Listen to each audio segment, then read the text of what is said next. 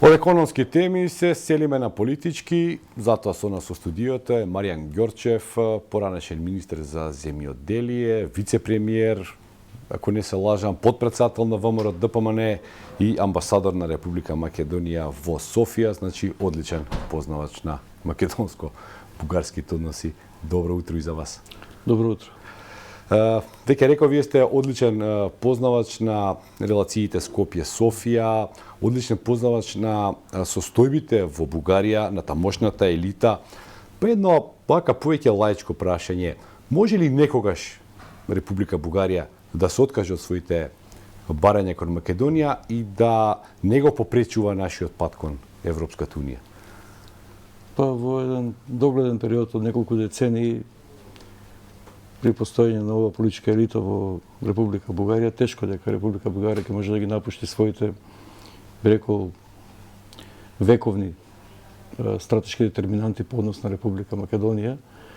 Така што можеме да разговараме, можеме да преговараме, но во секој случај нивната позиција е јасно утврдена многу одамна, уште од крајот на 19 век по однос на така нареченото македонско прашање. И не треба да имаме илузии дека нешто во нивниот став ќе се промени кон нас. Значи не треба да бидеме наивни и да веруваме дека да чекаме нешто да се смени во Софија за да нашиот пат кон неу биде олеснет на некој начин.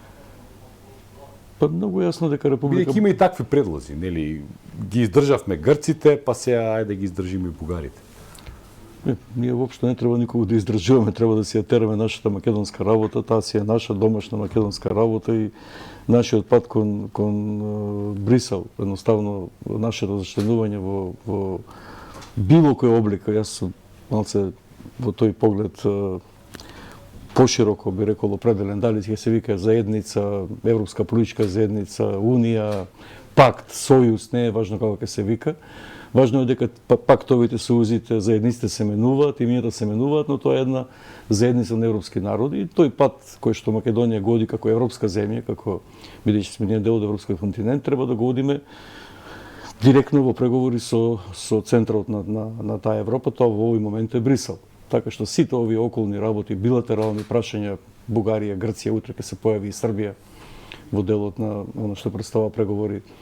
Нели и Србија е кандидат членка за Европската Унија, ние сме, тие веќе и преговараат, ќе се појави и Албанија, утре и Косово, се тоа нешто што представува, би рекол, споредна тема во она клучната тема односот Македонија и Европската Унија во моментот. Значи ние си имаме еден главен таргет и кон тој таргет треба да се насочиме. Билатералните прашања се билатерални прашања и голема грешка беше што ние ние дозволивме во преговорачката рамка да не влезе билатералниот. Па не дозволивме. Тоа беше еден однос кој што покаже колку е трите елементи на меѓународната политика, надвршната македонска политика, значи требаше да бидат одлучност, континуитет и доследност. Ние наместо тие три главни елементи ние настапивме со колебливост, без континуитет и со попустливост. Така што кога вие имате таков став на одредени политички елити кои што во тие 4 години или 5 или 6 или повеќе терат една политика која што е на некој начин автономна и не се вртат назад, не ги стрпат позитивните искуства, не ги елиминираат грешките, туку сметаат дека само во тој даден временски дискурс ќе може да го разрешат проблемот со дадено билатерално прашање, тоа е голема грешка.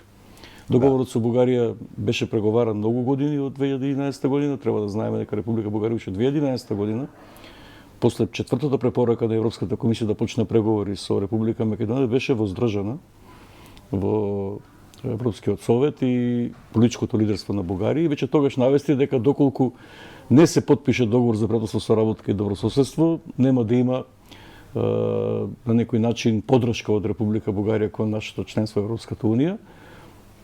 Исти таков договор Република Бугарија со Република Србија нема и не ја спречи Република Србија да ги отпочне преговорите 2013 година или 2014, мислам, тие ги почнаа преговорите со Европската Унија. Навистина тие карти на голема Бугарија се до Јадранското море, па тука и Косово, па тука и целиот југ на Србија до Ниш, нели и така натака. Тоа не се спомнува, нели, сега. Не, само Македонија е Сан Стефанска, само Македонија е братска и... Па не, ние... Како да им се намалија аспирациите на бугарите, но не и за Македонија. Тука уште се тврдо се. Па добро, треба да се тргне од таа премиса. Ако вие ги следите секојдневно, јас барем имав можности таму 4 години да ги следам прославите на 3 март, денот на Сан Стефанска Бугарија, тој е нивниот национален празник. Таму нели се клечи на едно колено кога се говорат големите бугарски национални херои кои се неспорни: Васил Левски, Христо Ботев, Љубен Каравелов и ред други, но таму имате едно 30 луѓе од Македонија, родени во Македонија, кои што исто така се споменуваат во тој контекст, така што она сентенца која што е основот, кој што ретко кој го споменува, основот на проблемот помеѓу Бугарија и Македонија, е нивниот учебник за кој што никој од Македонската историска комисија не разговара, тоа е дека во нивниот учебник, мислам за 7 оделение или за 6 се учи дека Македонија е бугарска земја. Од тука почнува се. Кога ќе тргнете од тоа дека ги едуцирате младите поколенија, а така се едуцират 137 години од времето на Стефан Стамболов 1886 година, тогаш веќе ви имате еден социјален инженеринг кој што јас ги разбирам бугарите, тие не може да излезат од таа матрица, тоа е матрица, тоа е медиумска матрица, тоа е политичка елита, да. И тука и на крајот на криштата огромен дел на бугарското население покажува по анкетите дека тие 70% ценат дека политиката на Бугарија кон Македонија е исправна. Така што ние треба да си ја гледаме, пак ќе повторам, нашата домашна македонска работа, а таа задача е таква што претпоставува ние да имаме, пак ќе кажем, одлучен став и кога настапуваме да разговараме со Бугарија, конкретно и по тоа прашање со договорот, кој што очигледно дека донесе огромни би рекол недоразбирање помеѓу двете држави, треба има таму членови во договорот, во член 13, став 2 и 3, таму во член 2, став 2 од член 13 стои дека договорот може да претрпи измени по дипломатски пат од едната или другата договорна странка, така што јас се чудам зошто македонската влада досега не изготви еден пакет на предлози кои што би заедно со граѓанското општество, затоа што се тоа претпоставуваше нашиот пат кон Европска унија претпоставува широка граѓанска дебата по кој пат ќе одиме, како ќе одиме, со која брзина, нели таму во Европа има повеќе брзини, дали ќе одиме кон јадрото или кон периферијата, има и такви идеи. Значи поентата ни за една широка граѓанска расправа да се дојде до еден пакет на предлози како да се откочи процесот. Дали тоа треба да биде поместувањето на алинејата 8 од преамбулата на договорот, заедничката историја која што ги зближува сентенцата, дали тоа треба да биде членот 11.5 околу тоа дали Македонија се меша или не се меша на внатрешните работи на Република Бугарија, кога го спомнува, не сме стигнале ние во наши работи не се мешаме, камоли во Бугарија. Па во тој контекст, значи тука се работи за, пак ќе кажем, не треба ние да ги обвинуваме бугарите, погрешна е таа теза дека тие нас ни пречат во патот на Европска унија, тие си имаат свој став, тие си имаат свој концепт, тие си имаат своја стратегија. Јас сум поборник ние да направиме наша македонска стратегија, наши македонски тактички потези од ситуација до ситуација, но стратегијата да биде таа. Ние не може да разговараме за заедничка историја, за тоа што нема... Знаете каква треба да е стратегијата или треба граѓанското општество заедно со политичарите една широка дебата да се отвори по тоа прашање? Само ако е доцна 2023 година, ние добра стратегија да имаме. Ама зошто? Па требаше да имаме 92 стратегија. Се согласувам, но веќе кога имате една цел која што треба, кон која што се движите, а таа цел не може да ја постигнете, имате потоа организација, тоа ќе биде таа дебата, потоа имате функција да видиме како таа дебата кои функционални елементи ќе ги изроди и на крај имате контрола да видиме дали тоа е успешно или не. Знаете, генерации поминуваат, јас веќе сум една генерација која што толку години преговара со Европската унија и на тој сметам дека тоа ќе продолжи. Значи мора да одиме напред, ние не може да стоиме во место.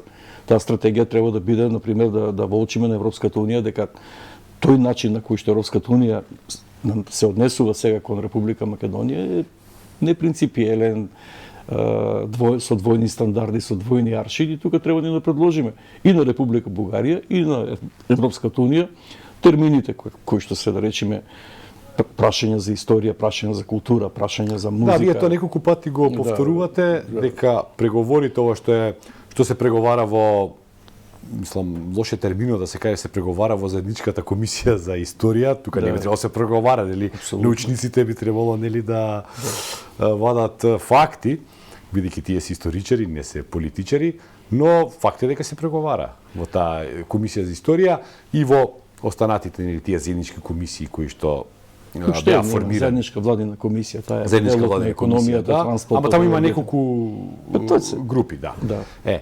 Сега нели тука се преговара, тука се разговара, се дебатира и така натака.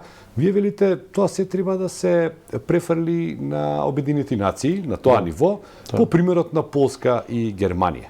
Да.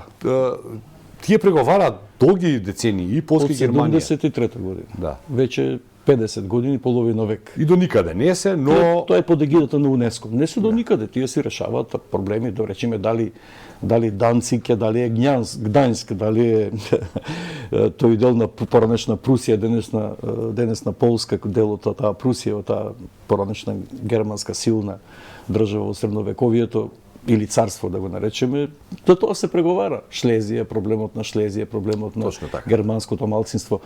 Така и ние треба да преговараме. Тоа е, пазете, историјата не може да биде политички интерпретирана. Значи, вие имате една комисија, мешовита историска образовна, во која што зима пари од владата, зима пари од таа платена комисија.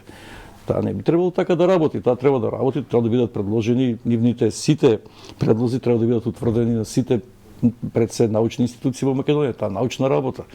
Тука треба да биде институт за македонски јазик, институт за историја, УКИМ, тука да учествува катедрите што се за сите тие прашања, Македонската академија Тие на редовно науките. велат дека никој не ги консултира и дека немаат никаков увид во тие затоа- така наречени преговори. Па затоа велам, значи нашата комисија чести почит кон членовите на комисијата и нивните заложби да застапуваат Македонија, така да кажем, репрезентативно во тој дел, но сепак мислам дека пред да превземат некакви чекори треба да добијат изим, што се вели постарински од научната фела, од Македонската академија на науки. Видете, знаете во што е предноста на бугарското општество. Кај нив се што се случува прво се случува во Бугарската академија на науките. Значи таму се дефинира ставот. Значи ставот на тоа дека македонскиот јазик, дијалект на бугарскиот јазик е дефиниран во повелбата на БАН во 2019 година уште. Значи таму имате академијата, академиците кажуваат катедрите за старословенски јазик, катедрите за бугарски јазик, катедрите за национални страни, тие седнуваат и дефинираат став. Или дефинираат на декември 2020 година дека празникот Свети Кирил и Методий на 24 мај е ден на бугарската азбука, просвета, култура и на словенската литература. И се тоа ние мора да го следиме.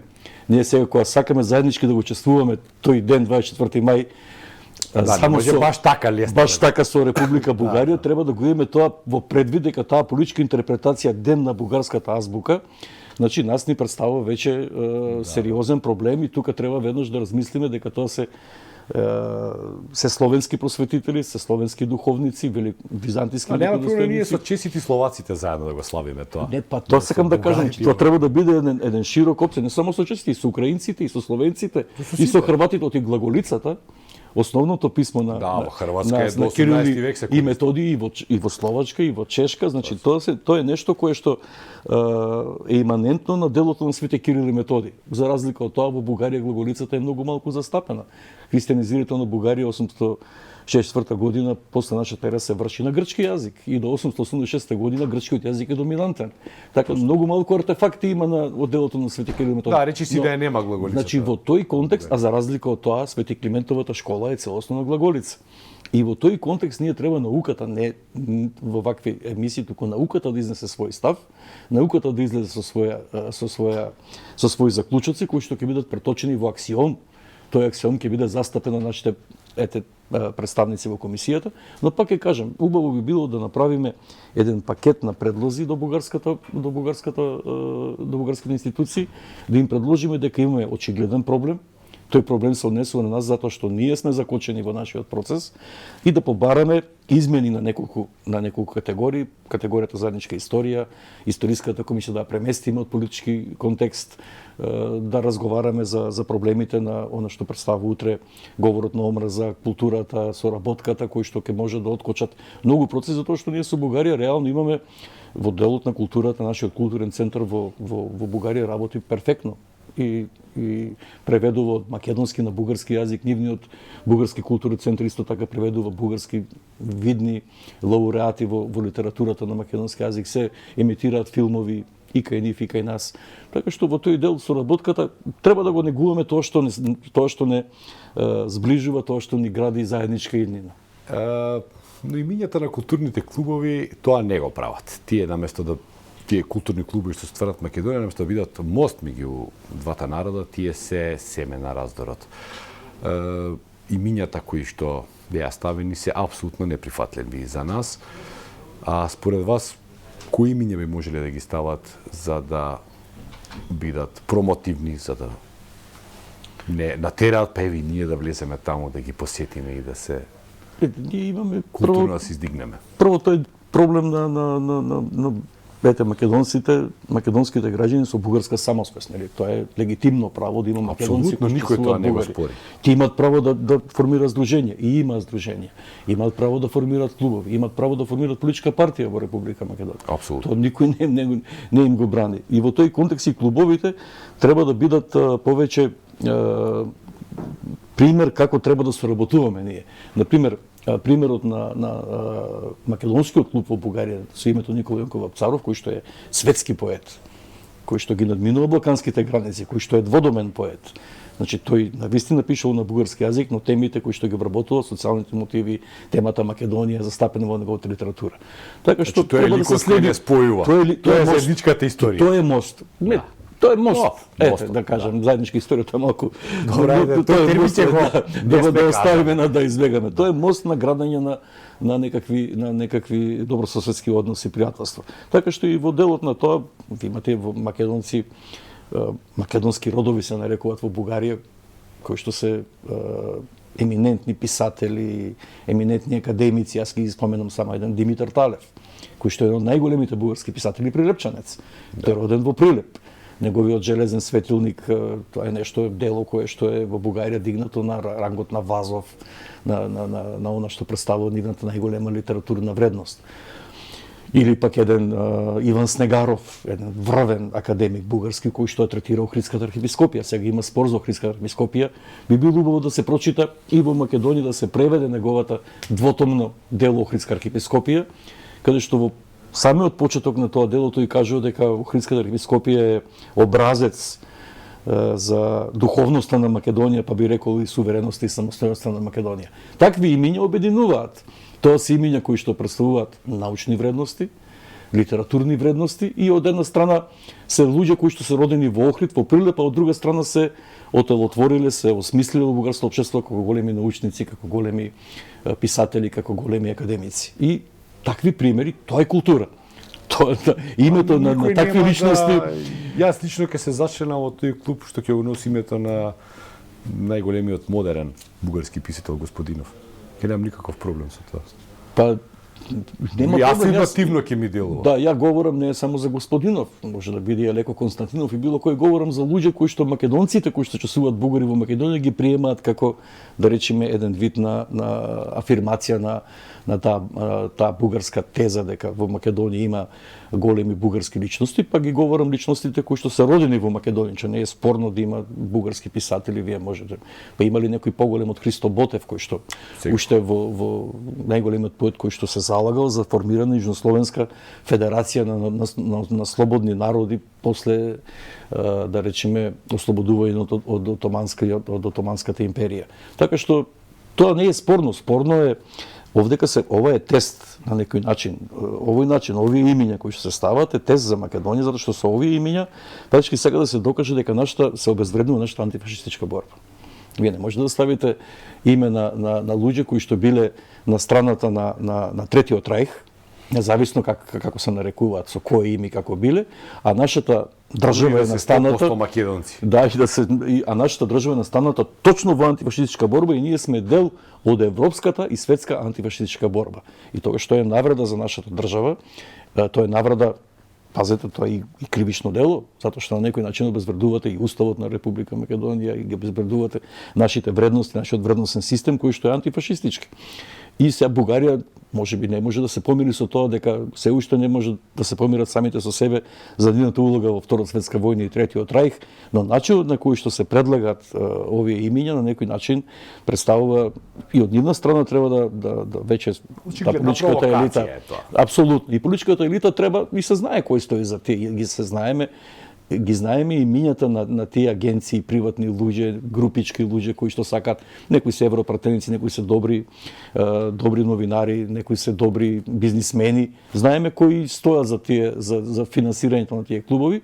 Поентата е дека треба да најдеме со бугарската политичка елита разговор на начин, видете, тоа не е пристојно. Во најмала рака не е пристојно, а уште подобар збор е нецивилизацијски е тоа. Да. И одстапува од европските вредности. Така треба да се каже. Многумина велат бугарите треба да се стават во уставот. Ја лично немам ништо против, но како вие тоа го коментирате? Па пак ќе кажем од истото, значи бугарите да се стават во уставот ако македонските граѓани со бугарска самосвест го бараат тоа во континуитет порано. Например, јас бев еден од тие кои што преговараа за 1504. Да. Значи, пазите, значи тоа е една тенденција која што во Македонија се наметнува уште во средината на 90-те години и беше конечно разрешена со уставните измени 18 амандмани 2001 година во август, кои што беа усвоени во македонскиот парламент и се знае дека во тој момент можеле и тие бугари кои што чувствувале македонски граѓани како бугари да го барале тоа. Тие тоа не го барале. Значи во услови кога кажете пред 10 на 15 години кога оваа тема воопшто не беше жешка, тоа можело без проблем да се апсолутно. Да се и во тој контекст за тоа говорам. Но сега кога се наметнува како диктат, како политичка уцена, како нешто што представува наметнување на или така ќе постапите, или нема да одите кон Европа, а во исти момент не реципроцитет во смисла многу погрешно се толкува во многу емисии, ние не бараме како Македонија реципроцитет. Бугарските граѓани со македонска самосвест во последно попис 1154. Бидете на третина од овие. Не е битно, но постојат веќе од 46 година сите пописи. Да. Значи тоа треба да го кажеме. И тој некогаш биле 168.000 на првиот попис 46-та, па 178.000 на вториот 56-та, потоа исчезнуваат, потоа пак се водат 10.000, значи секогаш постоеле тие. Значи ние не го бараме тоа, ние бараме Тодор Живков ние бараме нешто друго, ние бараме, таму има во договорот има, пазете, во членот 11 став алинеја 4 дека двете договорни странки ќе ги почитуваат одлуките на Советот на Европа и почитувањето на меѓународните човекови прави и граѓански слободи. Ние тоа го бараме, тоа е реципроцитетот. Да се почитуваат одлуките на Советот на Европа. Односно на Судот за човекови права во Страсбург. Значи Советот на Европа има институција 1504 бугари во македонски устав, 1000 и колку македонци во бугарски устав. Не во бугарски устав, не во бугарски устав, да се почитуваат пресудите на Судот за малцински во Страсбург за малцински права. Тоа ќе покаже дека Бугарија е подготвена. Ако ги почитува тие пресуди, што тоа значи? Тоа ќе значи дека ќе дозволи организирање на граѓанските организации Омо и Линден Пирин, кои што апсолутно во својот статут тие измислици дека тоа се сепаратистички организации. Тоа не постои. Кој нека се отвори. Јас би апелирал некој македонски медиум, може и вашиот да го покани тука имаме план тоа. Стојко Стоев и да ви отвори каков е нивниот статут, тој е демократски, тој е европски статут. Да. Значи тука нема збор за сепаратизам, тука има збор за елементарни светски човекови права и граѓански слободи.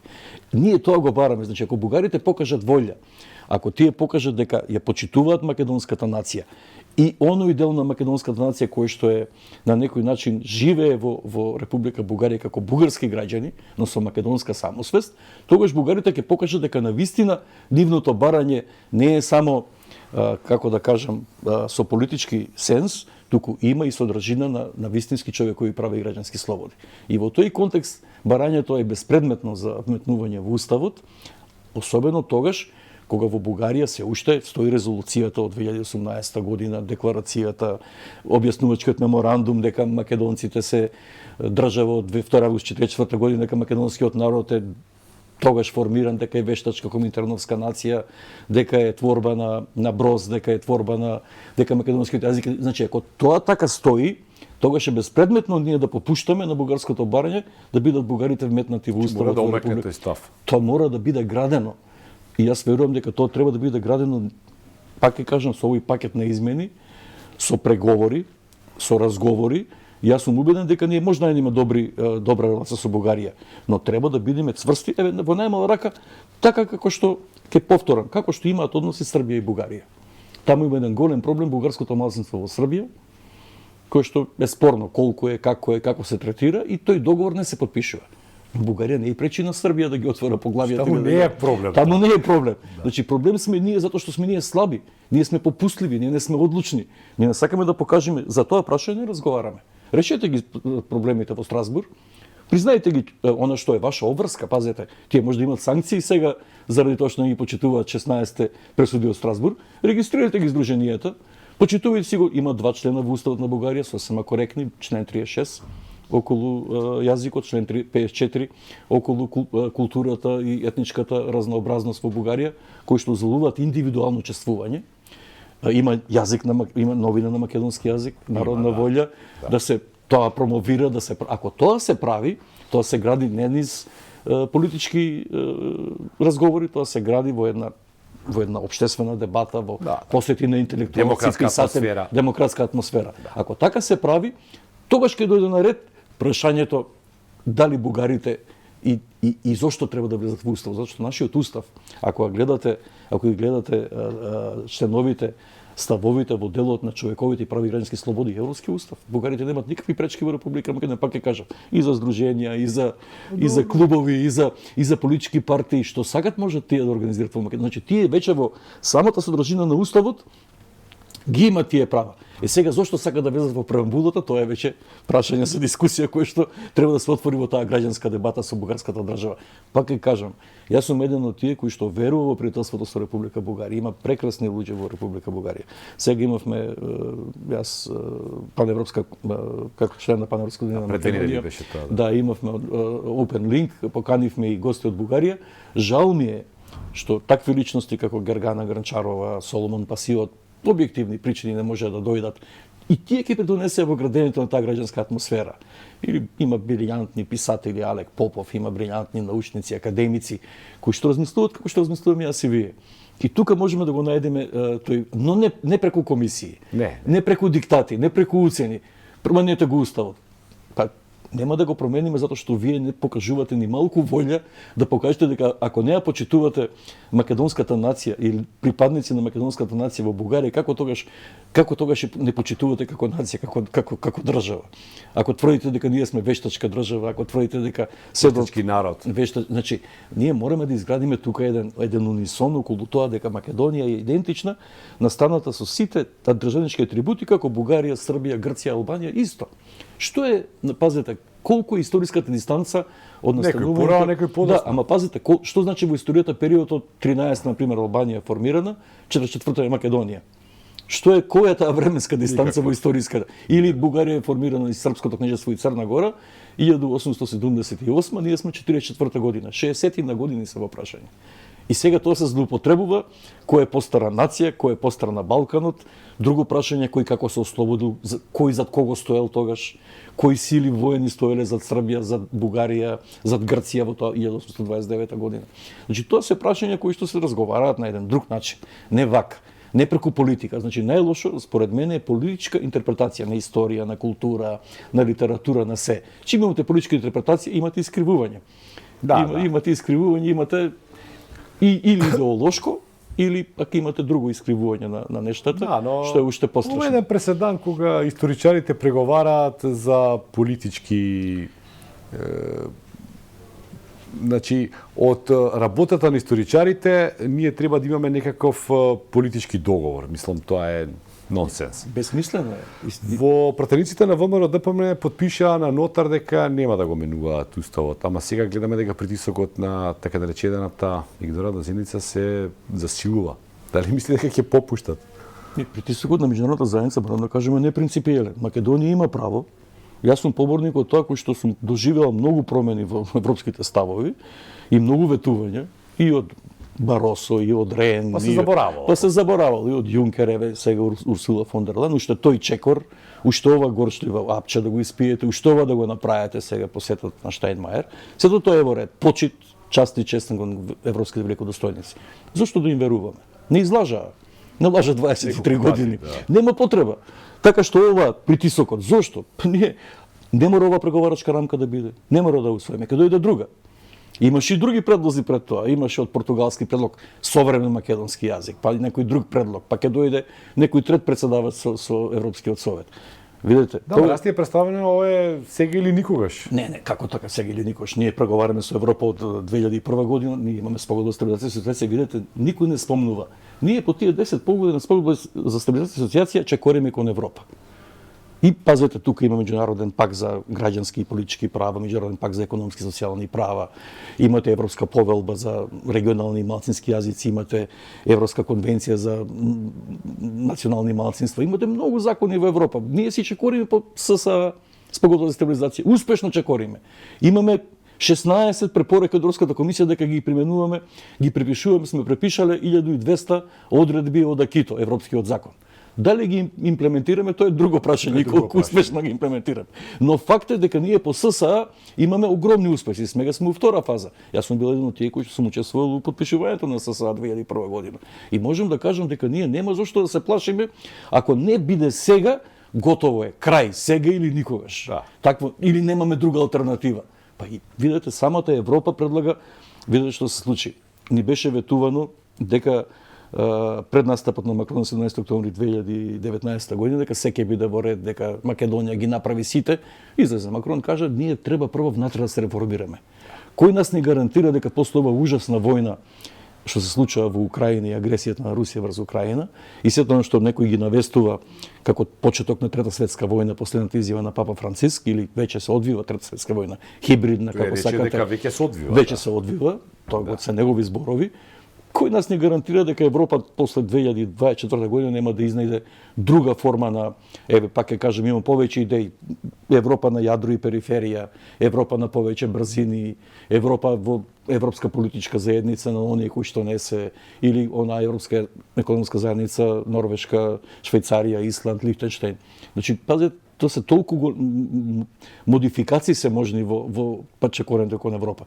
Ние и сега чекориме кон Европа со модифицирана форма. Спогодбата за стабилизација и асоциација важи само за земјите од Западен Балкан. Да, ние и теа го чекориме. И тука сме успешни. И ние треба секој што на секоја поста да го искажуваме. Да, ние исполнивме толку и толку критериуми по спогодбата за стабилизација, во тие 10 поглавја се опфатени сите 34 поглавја од АКИТО. Исти се, само што во некои се споени, некои не се, но по кој критериум нас Европската унија не проверува Европската комисија која доаѓа тука на проверки? По ССА, по спогодбата. Да. И затоа велам, нема ништо конечно. На крајот на криштата и вистината не е конечна, има знаењето секогаш на определеност. Секоја вистина е конечна во одреден временски период и простор. Така што вистината дека сега треба, не мора сега, може после 3, може после 5 години. Важно е, според мене, зошто ние да не се ги... Каква е таа, за мене како македонец во есенски години, нели? На крајот веќе се доближам во тие есенски години, доцни есенски години, велам, пред зимата, човечката зима, каде што, зошто ние сами да не си ги направиме реформите? Кој ни пречи? Па ни пречат секогаш. Кој може да ни пречи на Македонија? Па самите на себе си пречиме редовно. Корупцијата гледаме, нели, таа воопшто не е смирена, таа е се присутна постојано. Само дали повеќе се говори за нејзе или помалку се говори за нејзе. Добро, корупцијата е природен нус продукт на капитал односот. Ние влеговме во капиталистичко општество. Тоа е однос помеѓу имањето и немањето на капитал. Тој што има капитал, што и сака да има повеќе капитал, еден од елементите да го зголеми капиталот и корупционите активности. Добро, на нас е да го спречиме. Сега, ние треба да го сватиме тоа како борба против нус продуктите на капитал односот, кој што во Македонија, за жал, видете, во Македонија имаше државна корупција. Знаете каква беше државната корупција кога се правеа банките во Македонија во преведен од Анте Марковиќ да се направи акционерски капитал, она што беше од самоуправна форма во закон. Вие кога земавте кредит од една банка, јас сум бил на пример член на комерцијална банка. И земате кредит од комерцијална банка 2 милиона марки, вие морате 10% 200.000 марки да уплатите во банката за акции. Подос на тие акции низ разни форми на притисок, не може да ги платите кредити до инфлација 1%, ви ги одзема банката, стануваат потоа сосвеници на неколку приватни компании кои што сега или приватни акционери кои што имаат капитал од неколку милиони евра во комерцијална банка. Тоа што е? Тоа беше корупција на начин како да се легална корупција, како општествениот капитал да се трансформира во приватен капитал. И тоа одеше преку трговските фирми, Славија, Центрос, сите пропаднаа. па потоа настана Тинекс, па настана на местото кај што беа Славија, Центро и другите, почнаа да никнуваат другите објекти. Значи, сега да ви кажам, тоа е еден процес кој што ние не можеме да го меѓутоа тој процес во даден временски простор и време, пак ќе кажам, се зајакнува или ние мораме да се бориме да го смалиме тој процес. Дека таа постои, не сме да биде во ешелоните на власта, не сме да биде во институциите на системот. Но затоа треба се бориме низ изборни програми, кога ќе има избори, нели? Кога ќе има избори, секој да каже наша главна цел ќе биде борба против корупцијата. Според мене рекле така. Не, според мене кој е најефикасно средство? Под моја главна гледање, вели. Нашиот единствен матичен број. Умрежување во Министерство за внатрешни работи, во Управа за приходи, во катастар се. Имате број, Маријан Ѓорчев, тој и тој матичен број, имотен состојба, недвижност, акции колку има, што има стекнато во животот, да се провери неговиот платен фонд 42 години колку што работел од 80 години. Анкетен лист. Ама не анкетни, не проверка. Проверка и тоа, па колку треба тоа, колку има државни функционери, колку има суди обвинители, колку има генерали, високи поставени функции, се 5000.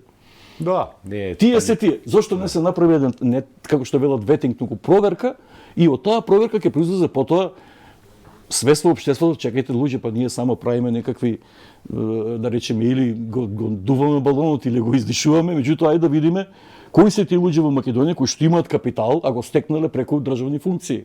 Тоа така лесно се прави. И ние правиме мистификација од тоа.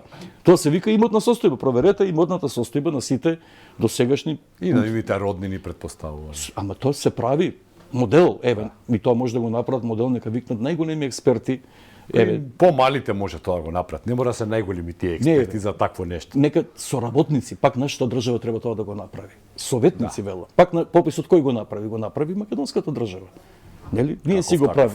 Не, успешен, верифициран од меѓународна заедница. Тоа што е друго што ние резидентите ги попишувавме, ама има важно дека знаеме кои се резиденти, кои се нерезиденти и дека тоа не е во ред. Ама во тој контекст велам дека борбата против корупцијата треба да биде наша автентична борба. Може да дојдат некој надвор да ни кажат. И тие треба да одговорат. Европската унија треба се да одговори како Ева Каили или тие таму околу неа. Пред тоа многу афери имаше околу, и многу има афери и во Европската унија и во сите, така што никој општество кај што е посебно проблемот во современиот мултинационален корпоративен капитализам се службените лобисти во парламентите. Ве лобираат корпорациите. Не, апсолутно. Се знае каде корупцијата. Кај нас е делумно легализирано, да. Но затоа велам не треба мистификација, треба да се објави тоа, да се направи, а тоа е пак во изборна програма. Нашите проблеми на сите договори, рамковен договор, договорот за пријателство и соработка, договорот со Преспа, е од тоа што никој во изборните програми, ниту една политичка партија, ние сме плурален систем, не каже дека ќе подпише рамковен договор, дека ќе подпише договор со... Не каже. Така исто и во тој дел, во борбата против корупцијата, треба да каже, ние ќе воведиме таква и таква проверка на имотната состојба на сите граѓани. И тоа ќе биде нашиот главен мотив, единствениот матичен број, ете таа, некоја моја идеја, така што можеби ќе допре. Можеби нема да допре, можеби не е ефикасна, можеби, но како предлог еве. Можеби е беззначаен. Можеби има и подобар начин. Сигурно има подобар начин. Да. Но во секој случај тоа ќе значи верификација, граѓаните за тоа ќе гласаат, потоа ќе се провери дали тоа ќе се спроведе и на другите избори ќе видиме дали сме постигнали успех. Бидејќи двајцата не се разбираме во програмирање и во модерните технологии, јас би ве запрашал за застарен модел сум јас за таа работа. Тоа и јас сум прилично застарен. Вие сте млад уште, да. Да, ама веројатно не сум учел на времето колку што требало. И сега би ве прашал, значи поводот за тоа е кога се слушнавме пред една недела за да се договориме за оваа емисија, вие преку телефон ми кажавте дека се наоѓате на нива. Маријан Ѓорчев е голем интелектуалец, многу учен човек, народски речено, но сепак никогаш не се откажал од основното средство за работа и за производство на храна, тоа е нивата. Дали земјоделието е одговорот на сите наши проблеми?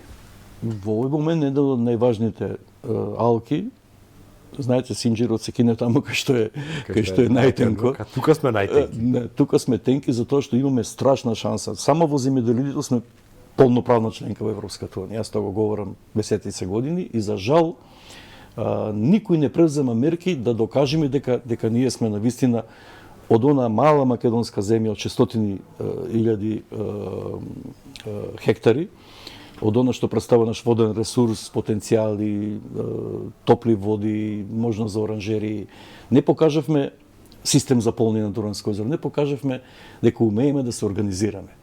А за тоа се потребни три елементи. Потребна е агроберза. Значи, Македонија мора да има агроберза од типот на Варшавската брониша, од типот на Берлинската берза, кај што ќе се соединат понудата, побарувачката, маркетингот, пак овие што се запакување, системите за запакување, понудата на семе, тоа што е квалитетно сега во Европа, во светот, понудата на заштитни средства од светски познати куќи. И сето тоа ќе биде на едно место соединето на таа агроберза. Затоа имаме локација центарна Македонија, има една локација прекрасна Росоман, 14 хектари, близко до два аеродрома на 70 км, до железничка пруга, до автопат. Агроберза се имаме. Само имаме и земја, имаме и не сакаме да да го направиме тоа. И со тој код МКД ќе можеме да понудиме големи серии. Не имаме и така големи серии, ние имаме 100.000 тона јаболка, имаме 200.000 тони зелка, имаме 150.000 тони домат, имаме 120.000 тони куртова капија. Ние имаме големи серии, пазете. Ако тоа го имате со еден код МКД од македонската агроберза, и ако направите, например, со работка, јас имав намера тогаш кога тоа го работев, да бидеме дел од Варшавската берза Бронише, таа да учествува со малцински пакет во Македонија, знаете, Бронише снабдува 100 милиона народ. Сите балтички земји, половина Украина во делот на тој дел што гравитира према Полска, половина Чешка, половина Германија, Источна Германија. И сега ако вие соработувате со таква берза, колку имаме ние продукти во Македонија, не можеме да задоволиме ни една десетина од потребите на Бронише, да. Но имаме квалитет. И за тоа е потребно агроберза, три работи се, потребен е фонд на земјоделие, што го имат и Бугарија, го има и Чешка, го има и Словачка, го имат сите земји. Потребен е фонд кај што ќе се соберат парите од акцизите, се што е земјоделски производ, нели, алкохолот, акциза, се враќа таму во тој фонд, се враќа од разни царински и други давачки што се даваат, во тој фонд се кумулира средства да се помага земјоделието на вистински начин, по европски вредности и по европски стандарди. А тоа што Европа го субвенционира, треба да го правиме и ние. Во лозарството, во винарството, во овоштарството, во преработките, прехранбената. И третиот елемент што е најважен, политичка волја, сите да застанеме дека агрокомплексот треба да го помогнеме во насока дека тој може да донесе, убеден сум, најмалку 1 милиарда евра извозен аутпут. Ако не е повеќе. Јас зборувам најмалку. А таа 1 милиарда евра, знаете колку работни места отвара во Република Македонија. Нема да бидат празни веќе региони. Многу ќе подобри општата економска клима, финансиска. Затоа јас ви реков на нива, затоа што јас малце сега, нели, одам кон земјата, нели, од земја сме земја стануваме и во тој контекст малце да се шегуваме, но факт е дека тоа присуство ме облагородува, затоа што јас бев тогаш во Тиквешијата, гледам како во Тиквешијата како Тиквеш станува гигант, гледам како се развива Витачево, како добро работи градоначалникот, како се прават модерни патишта, како се прават системи за водоснабдување, како се прави општина Кавадарци. Има позитивни примери од општина Кавадарци е единствена која што нема проблем со електрична енергија. Зошто? Затоа што на времето се направени 4 мини хидроелектрани кои што се во државна собственост остапени на Кавадарци и тие сега место да бидат зависни од струја, тие продаваат струја, тие имаат пари. Тие имаат огромни, значи има можност има. А тоа пак оди преку развојот на тие земјоделски региони. Витачево е еден прекрасен регион со 3000 хектари земјиште. Реки, Кожуф е со 6 реки, Дошница, Бошавица, Маркова река, водопадите од воден се од Кожуф. И значи ние тоа треба да го негуваме, имаме природа, имаме луѓе што знаат да работат земјоделие, имаме добри стручњаци и во семепроизводство и во заштита, имаме со светски поврзани компании. Циба Гајге сега нове артис со цианимите од Америка, со BASF, со Bayer Leverkusen, со сите сме ние поврзани како Македонија, котираме добро, имаме европски код, нашиот македонски агрокод е европски. Дајте тоа што сме во Европа, тоа да го негуваме, тоа да го надградуваме. Тука Европа да донесиме и да види дека ако сме тука кадарни, а пазете, покрај здравството, земјоделието е најсензитивно, имате ветеринарна контрола, фитосанитарна контрола, имате се. И ако тоа го исполнуваме, тогаш ние сме европејци. Тогаш другите работи ќе бидат полесни. ги пробивме сите термини свесно. Јас уживам кога секогаш кога разговарам со вас и се надевам дека Се извинувам ако веќе Не, јас сум виновен, јас сте вие виновен, јас сум виновен. Добро. Се надам дека наскоро повторно ќе ве видиме тука. Благодарам за поканата. Почитувани гледачи, одиме со кус блок на реклами и со следниот гостин во нашето студио.